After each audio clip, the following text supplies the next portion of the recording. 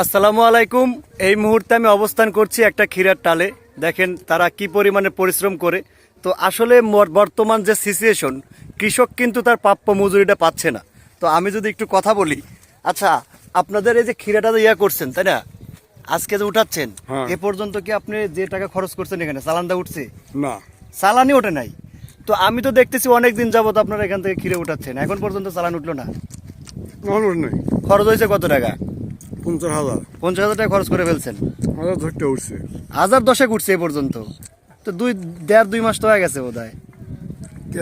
ফিরে আসা হলো পরে না বিয়ে গেছে। ও ক্ষীরে পরে আসে, তো তাতে কি নাবি হয়ে গেছে। তাতে আশা করতেছেন চালানটা উঠবে?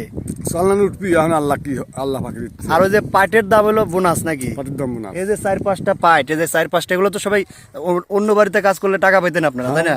তো এখানে যে শ্রমটা দিলেন, তো এই শ্রমেরও তো দাম আছে। এর দাম এখন কৃষকের লস। তার মানে বোঝা যাচ্ছে কৃষকরা যে কথাটা বোঝাতে চাচ্ছে, তারা যে ওই যে কৃষি কামলা অবস্থা দিচ্ছে, যাবে। তারা যে শ্রমটা দিচ্ছে এটা হলো বোনাস, মাঝখান থেকে চালানটা তুলতে পারে কিনা সন্দেহ।